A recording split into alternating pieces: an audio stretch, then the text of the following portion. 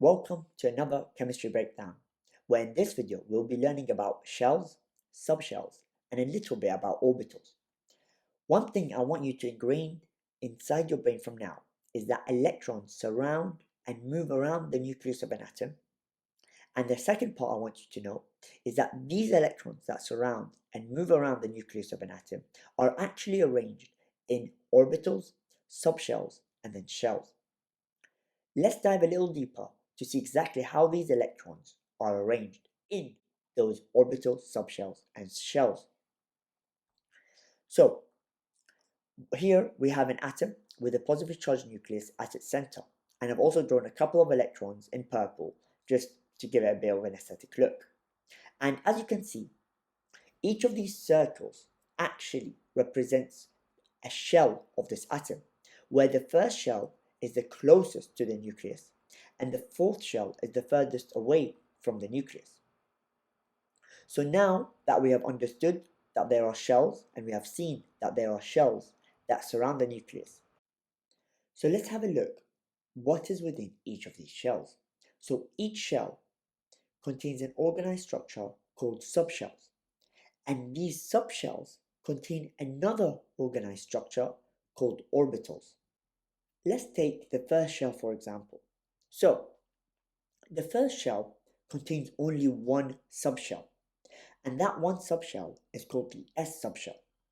This S subshell contains only one orbital, and one thing I want you to also know is that each orbital can hold up to a maximum of 2 electrons. Thus, if the first shell only has one subshell, which only has one orbital, so the first shell can hold up to only 2 electrons. Alright? And one thing that's also important to know about shells is how you can represent them. And the way that they're represented, for example, in this case, for the first shell, you represent them, it is represented by one S, where 1 represents the shell number, which is the first shell, and S represents the subshell within the main shell, and thus the first shell is represented by one S. Now let's take a look at the second shell. The second shell now contains 2 subshells, not one, but 2 subshells. Similar to the first shell, it does contain an S subshell, and as we stated, the S subshell has only one orbital, and thus that subshell can only contain 2 electrons. So the S subshell can only contain 2 electrons, or a maximum of 2 electrons. However, the second shell also has another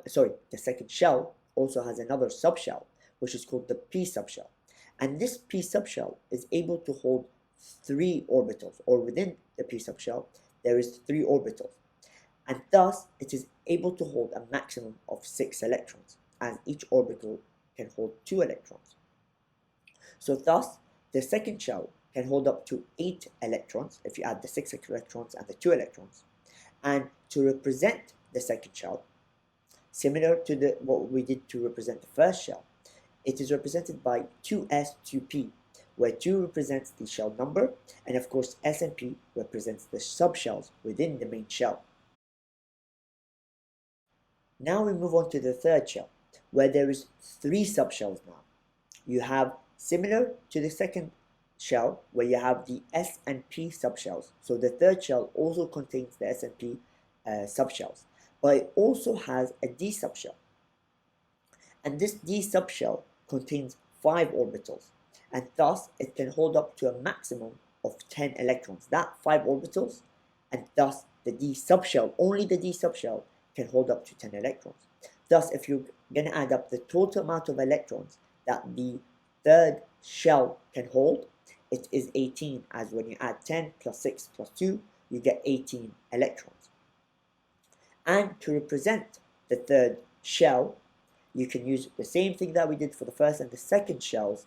It is going to be using the shell number, which is 3, and the subshells within the third shell, which is S, P, and D. And thus you can represent it by 3S, 3P, and 3D. And finally now, looking at the fourth shell, and as you might have guessed, the fourth shell contains 4 subshells. It has the S, P, and D subshells.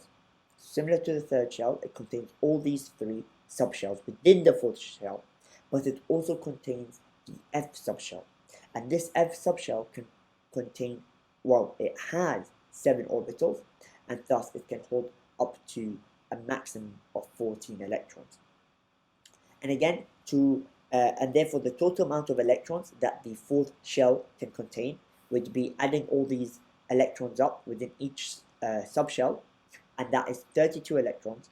And to represent the fourth shell, you can represent it by 4s, 4p, 4d, and also 4f. Now that we've gone through the first 4 shells, I've just done a quick animated summary, putting everything in one place. Hope you enjoy.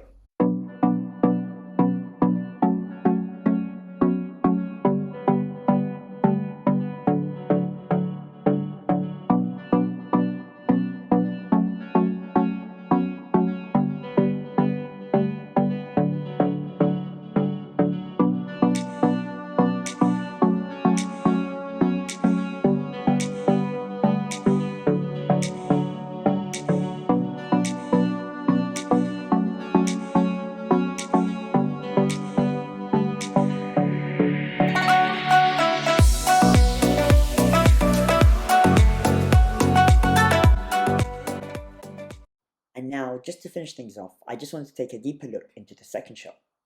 And as we said, it has an S subshell, which has 1 orbital, and as you can see, these are the 2 purple electrons that belongs to that S subshell. But at the same time, the second shell has a P subshell, which contains 3 p orbitals.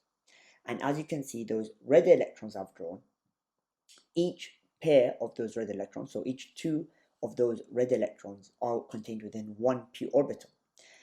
And one thing to note down is that each of these p orbitals is given a name, with one being px, the other py, and the third pz.